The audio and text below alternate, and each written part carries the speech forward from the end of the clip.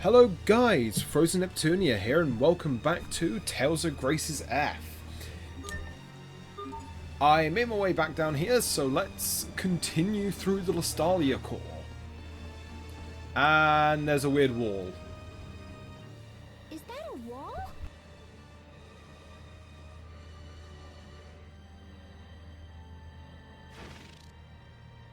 Aw, nuts. We can't get past it. Sophie? Hey, how did you get through? We can pass, but we have to work together. Okay, let's give it a shot.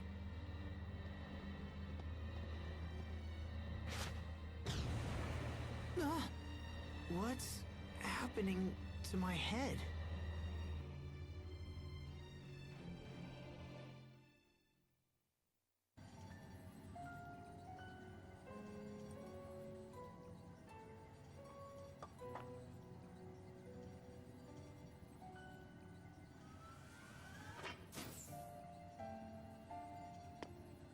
Lambda.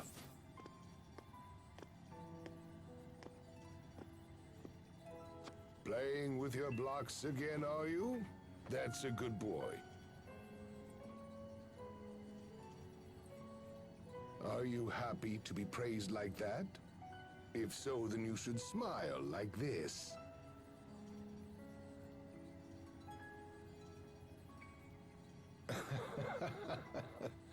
I know it feels strange at first, but in time you'll learn how to smile on your own. Director Cornell. Ah, hello there, Emerald. Sir, I've been thinking, and I believe your methods are mistaken. We're to study Lambda's abilities, not to shape his moral fiber or aesthetics, and that's all we're tasked to do. I believe proceeding with such a plan will inevitably raise a number of grave ethical concerns. Ethical concerns? So you consider it unethical? For me to teach this child how to laugh, or even if I show him what it means to cry? Of course it's unethical. The point remains this body was provided merely as a convenience for our continued research. A body may influence a soul just as a soul can shape a body. Just look at the child. Every day he becomes more and more human. To tell you the truth, I have a great number of things in store for this interesting young boy, Emerald. I think he may well be the first of his kind to transcend the bounds of humanoids and become a new kind of being. He is indeed nothing less than the hope of our future personified. Lambda here has a good many things yet to learn, and I want him to grow up, to be a healthy and carefree young boy. Yes, he should live as nothing less than human.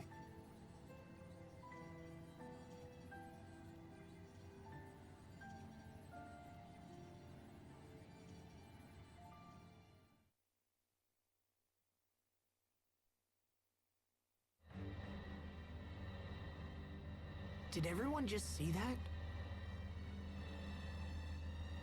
That was the Research Institute on Fodra, right? I believe we saw part of the same vision there. It wasn't just Lambda. Emerald and that man from the Institute's records were there too. I don't understand. How could we share a vision like that?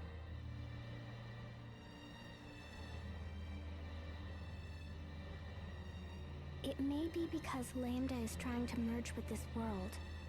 Yeah, well, I don't think it was harmful or whatever. Everybody still feel okay? No problems here. I've been thinking about that vision ever since we saw it in the Institute. I guess I'm surprised that Lambda would smile like that. We can't discount the possibility that the vision is a trap of some kind. There could be trouble ahead. Let's move fast, but watch our steps. He did smile, didn't he? Why did Richard choose to be with you, Lambda?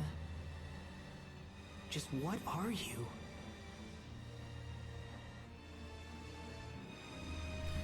So, that cutscene there is quite interesting.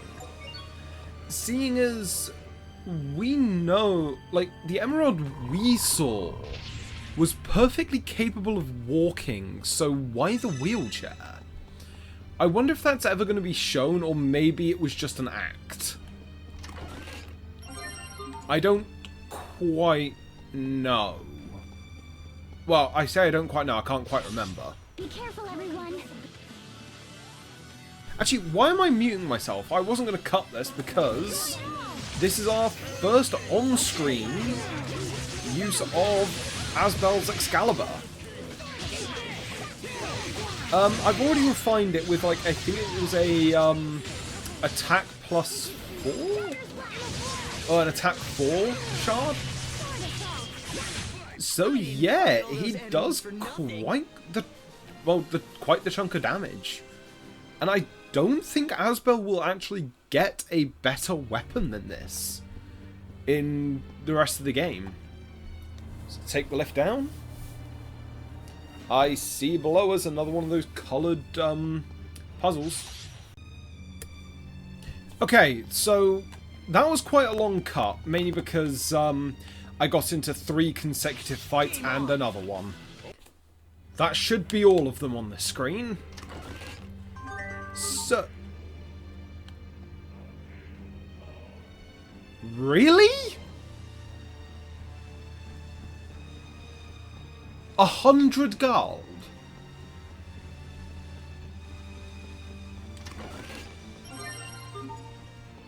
Okay. So considering the save points over there, let's go down the...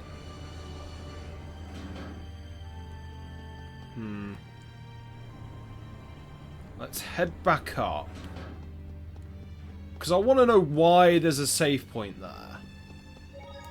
Oh, all smiles. So even Lambda smiles. When I was a kid, everyone was always all, oh, there goes that smiling Pascal again. Not me. When I lived in Strata, I was known as the child who never smiled. You don't smile now either. I suppose I can't really deny that. But nonetheless, I was still shocked to see Lambda smile. I didn't think he was capable of it. What may have prompted him? Maybe he just felt like it. That's not an answer. How should I know? It's just when I see someone smile, I feel good. So maybe it was something like that. Does that mean you'd like to see me smile? No, not really. I had a feeling you'd say that. Right. When it comes to Lambda smiling, I don't think that was because he was genuinely happy. I do think that the reason why he was smiling was because that professor was smiling. He was kind of mimicking. Because that's the thing that makes sense to me.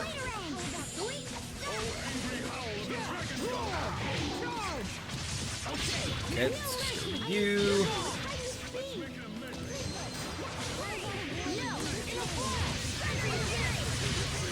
And yeah, having both Chariot and Malik on the team can actually result in some really stupid stun locks. And... oh, stop that. Why do you wear such white clothes? And just skip that. So, we have another one of these golems here. Yeah, let's do it. F it. I'm trembling. You are very weak to A-Arts. Omni-weapon fists. Oh, okay. I think I know what the deal is with these enemies here. Oh, I completely mistimed that dodge.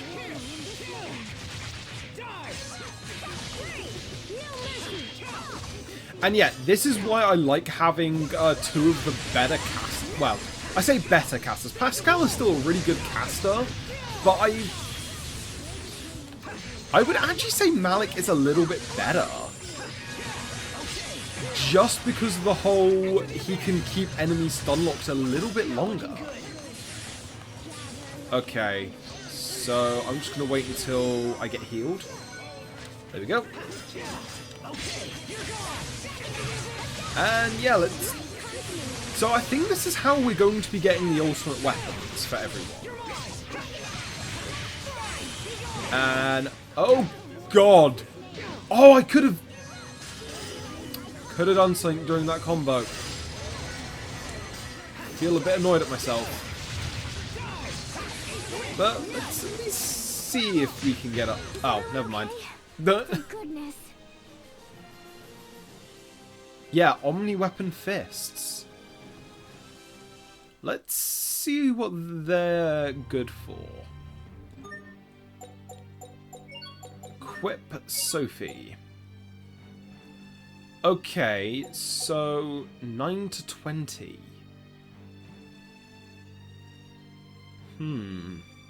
Lowers her physical attack, but increases accuracy and...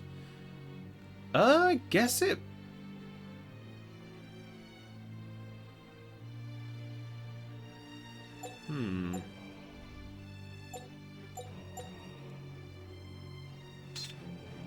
Let's try it. Mainly because if I get some, I think it's Rise Shards, I can fix that low combo rate. Actually, I think that's the gimmick of a lot of the weapons here. I think they've got very low combo floors, but very high combo ceilings. And now, okay, let's just go this way. Okay, so I don't want to step on the same colour twice. Ooh, an Atherum. Wait, hold on. What? That's not the rule from earlier.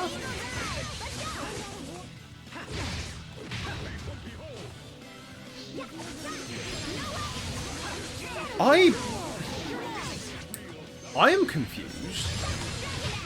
I hope I was of some use. Hold on. Those gauntlets look like a face with like a weird beard. Huh.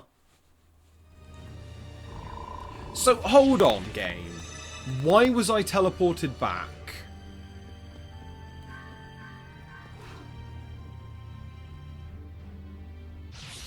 I'm trembling.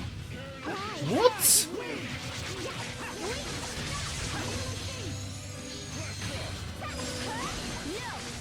I am completely confused.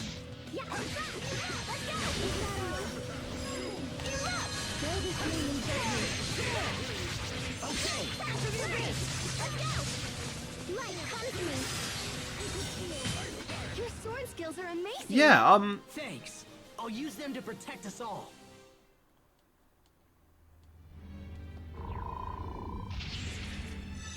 oh no. It's one of those dungeons. Let me try going onto this yellow. Okay, that just teleported me back. Right, so I've got to find the way through.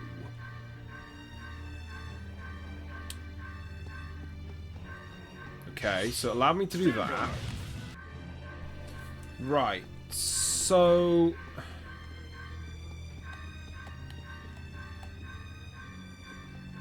it would be really helpful if I had a map of this place. Hold on one sec. I'll cut until I find an answer.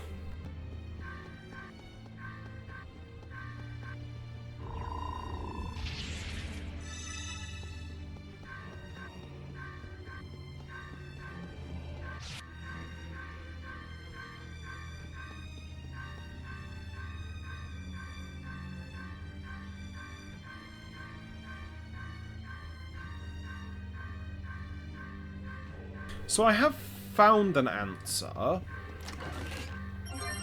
I'm just following just this little guide. Okay, so it goes left, down.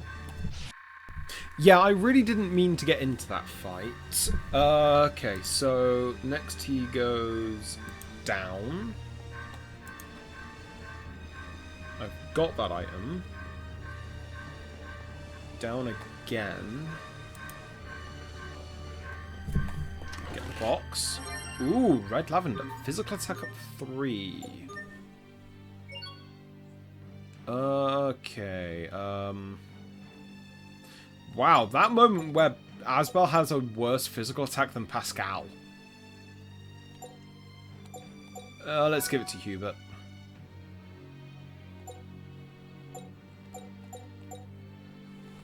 Okay, wait, what am I doing?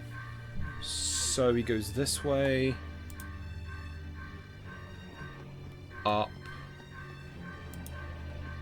Up again over here. Okay. That wasn't... Well, to be fair, we would have been here for... Actually, can I...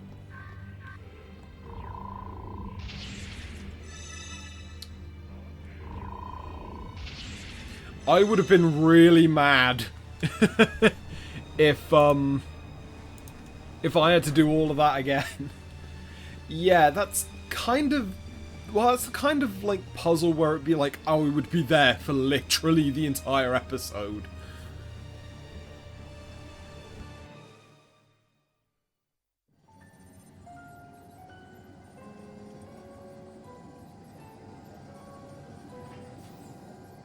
Stop this at once, Emerald!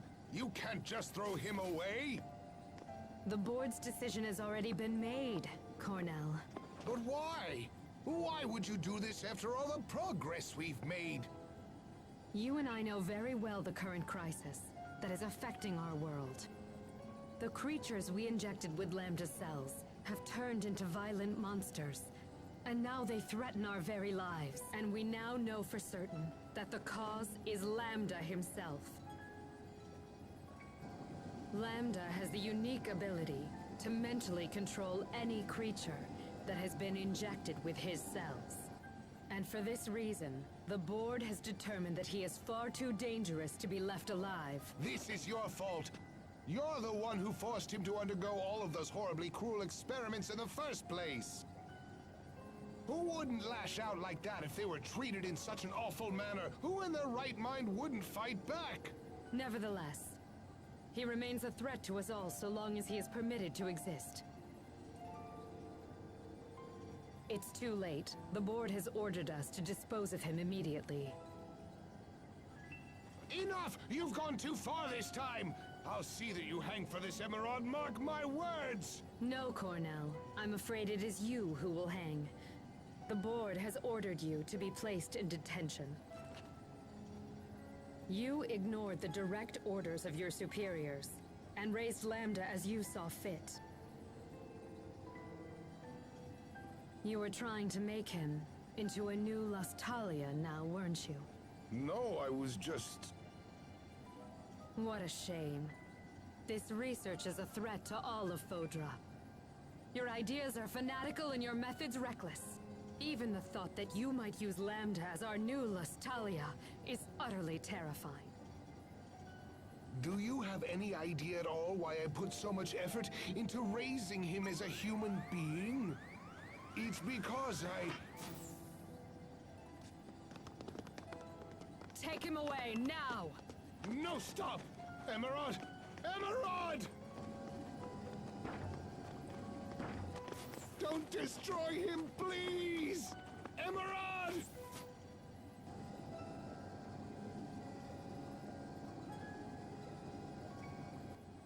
Cornell was insane to treat this thing like a human. Lambda is a scientific curiosity. A bit of data, sloshing around a tube, nothing more. Wouldn't you agree with me, Lambda?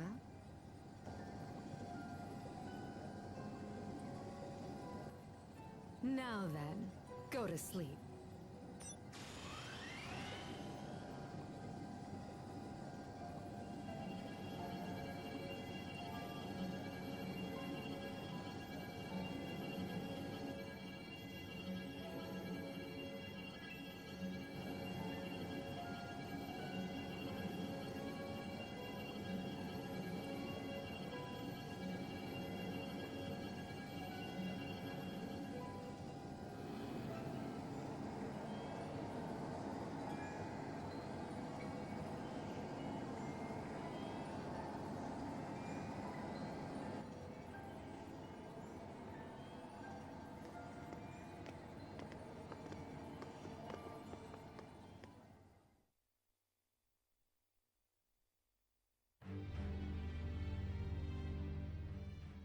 Wait a minute. So Lambda was innocent? Emerald told us that Lambda was responsible for Fodra's destruction, but now... Asbel, now's not the time to begin contemplating the past. All we know for sure is that he was the subject of multiple scientific experiments, and that those experiments were the source of the ensuing chaos.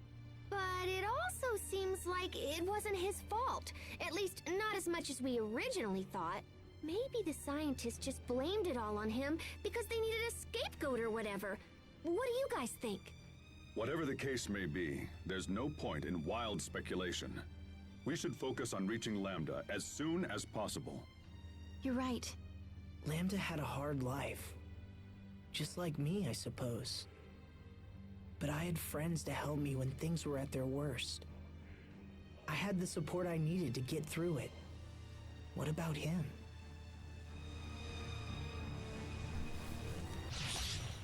That cutscene is honestly really interesting, but I think it came at the wrong time of the game. Because either we should have seen a glimpse of it, like say we only saw part of that cutscene when we were first introduced to Emerald. Because Emerald honestly really is the true villain of this game. Like, she... I'm guessing that the Lestalia project was her idea, but just passed it off as Cornell's. I think it's Cornell. All because she wanted power. It's funny how power can just... the temptation of power can just corrupt anyone. The Emerald in those visions seemed a lot different from the Emerald we knew. The Emerald that we all met was probably a humanoid. You think so? Yes, she must have transferred her psyche. That's how she survived the deep sleep. She went to such great lengths to protect Fodra. Contrary to what we originally believed, she must have been a very committed person. I think so. But even if her intentions were good, she was still wrong in the end, wasn't she? Oh, I'm sorry, Sophie, you're right. But hey, don't worry, okay? Even if we could understand Emerald's intentions, we'll never agree to her methods. We'll protect the things we love without hurting anyone, right? Yes.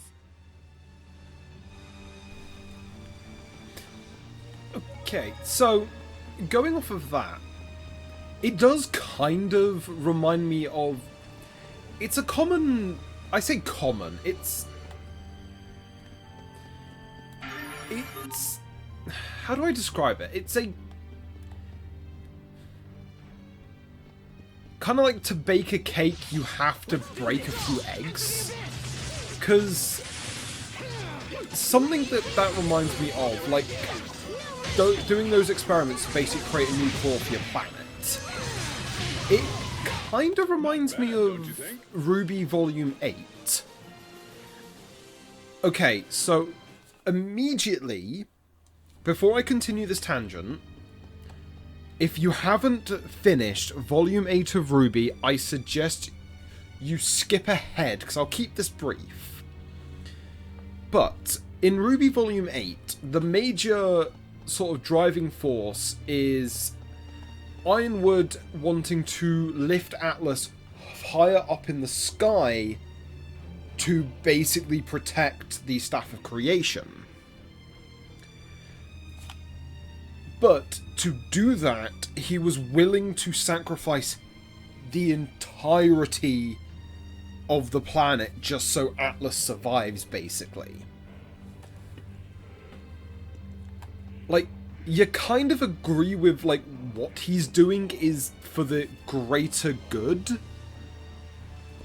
in giant air quotes, but you don't agree with the methods or the lengths he's going to for it. So yeah, it's just kind of interesting, like, how this kind of pops up every now and then. Like, that common conundrum. Like, is protecting something or creating something that will lead to protection worth sacrificing your humanity for? Because judging based just off of that last skit we had between Chariot and Sophie, Emerald literally sacrificed her humanity for a planet that was long past saving. It's actually why I think this game's plot is quite good. But a piece of history. This must be one of the drills they use to dig the Guardia shaft. It's huge! To think that this place was built here so long ago. I can barely imagine it. But this is real, even if it feels like a dream. Regardless, this is our world, and we will figure out how to exist in it. True. After all, people found ways to survive in the harsh environments of Fendel and Strata. Yeah, and because they stuck it out, this world survived and became a home to everyone.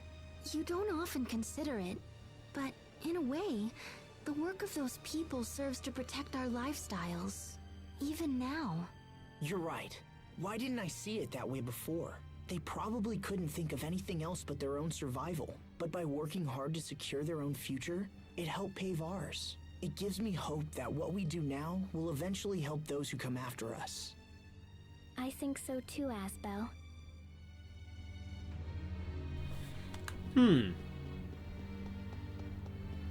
That's an interesting one, seeing as it is one thing I kind of find a bit fascinating, is like how over the years we've basically been able to exist in harsh environments.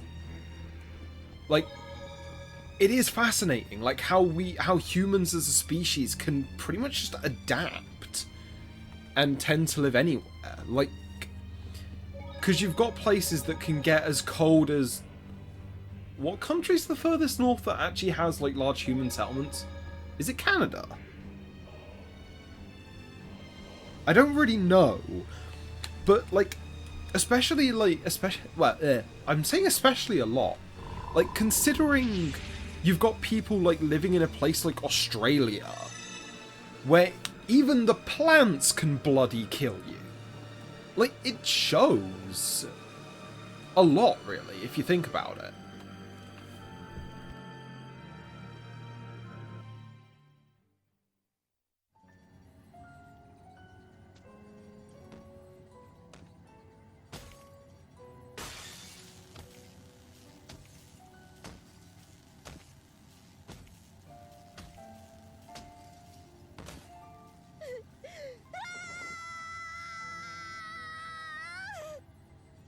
Lambda!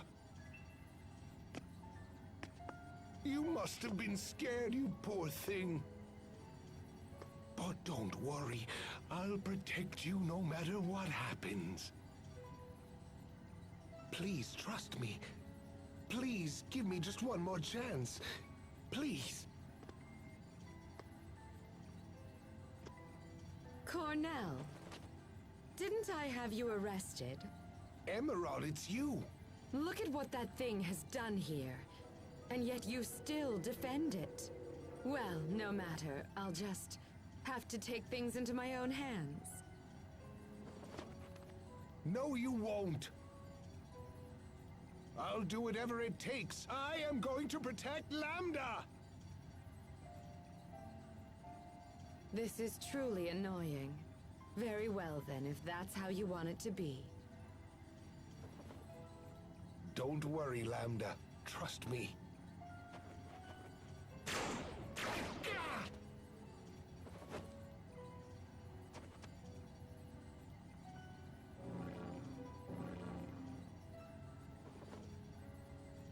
Those two humanoids there. But Emerald, no. You didn't. Oh, but I did. I even used your research. That's how I was able to create them. They're beautiful, don't you think? Now then.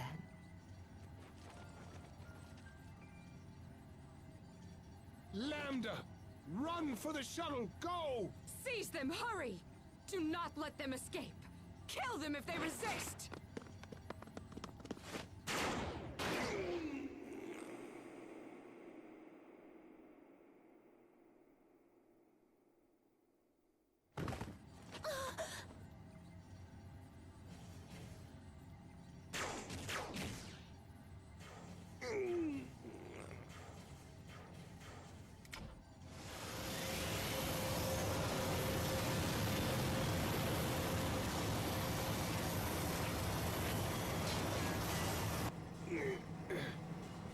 I'm so sorry.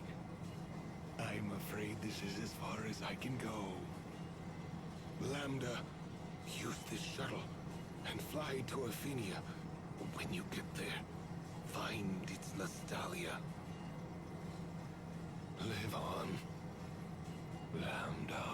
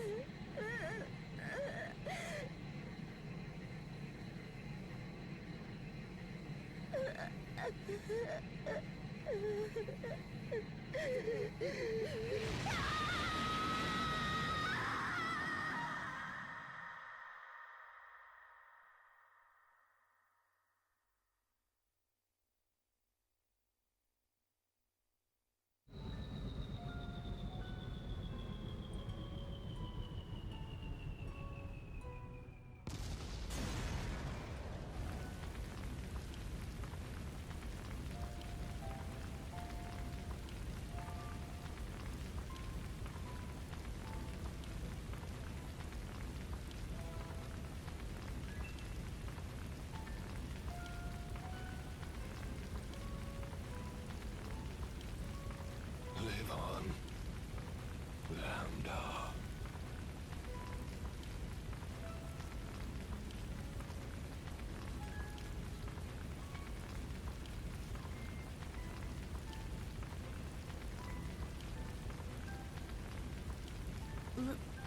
Live on.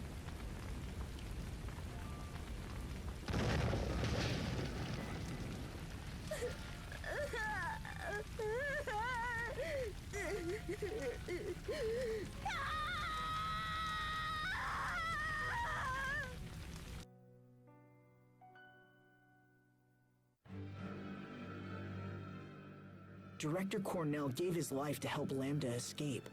He was willing to sacrifice himself for something that no one else believed in. He must have been one of Lambda's true friends. Maybe his only one. Perhaps.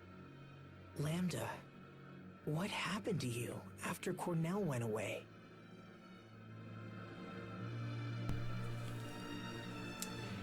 And that scene there shows it.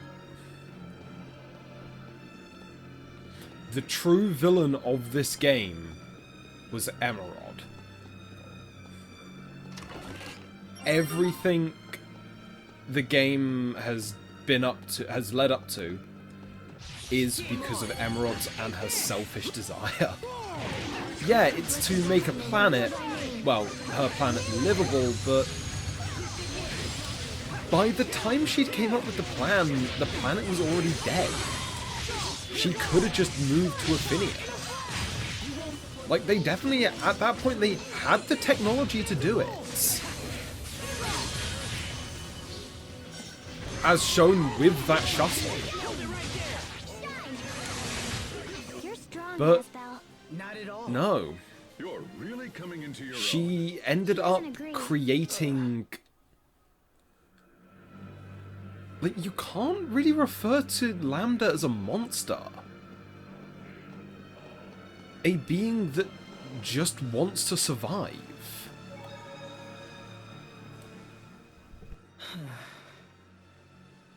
Don't tell me you've begun to sympathize with Lambda. Don't be No, actually, you're right. And how will it help to sympathize with an enemy? I know. I understand where Lambda's coming from. Why? When I was suffering, I had Sophie, and you, and everyone else to lean on. I didn't have to face it alone. But Lambda... Then let me ask you this. If you didn't have friends to help you, what would you have done?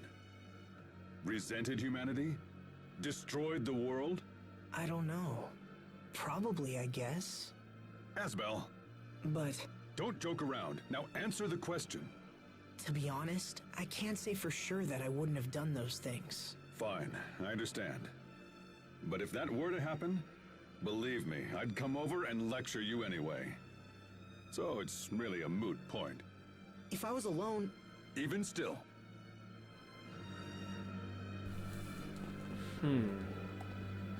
But that's also another thing that I like.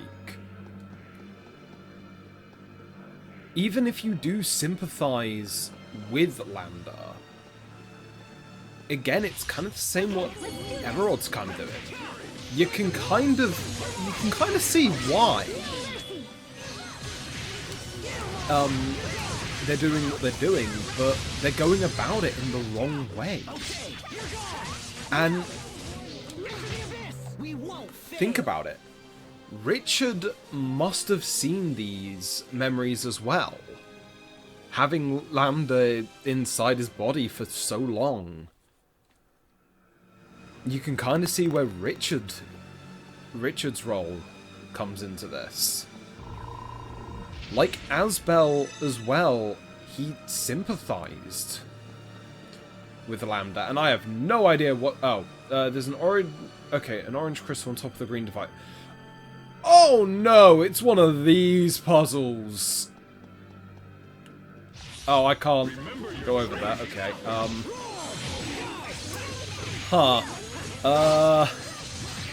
But I guess I've also got to thank this game for my love of the sympathetic villain slash the villain that actually has a point.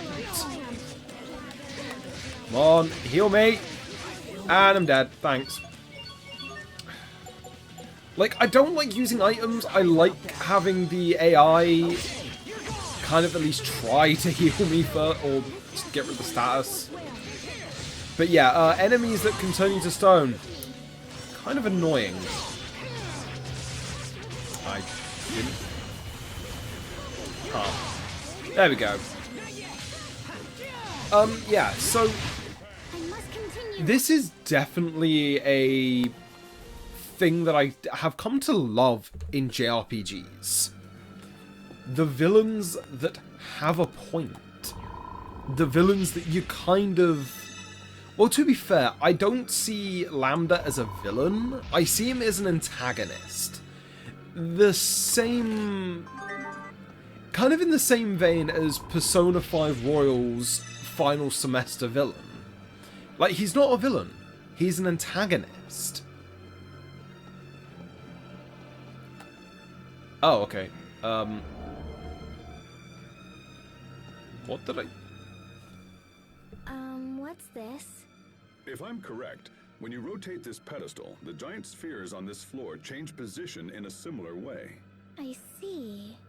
So the positions of the small spheres on the pedestal are connected to the larger spheres?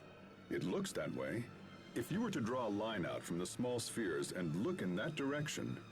Oh, you can see the large spheres. Now, we just have to figure out how to use this to our advantage. Yes. Okay, so... I think that about does it for this episode, because... Next episode is just going to be finding out how to solve this puzzle.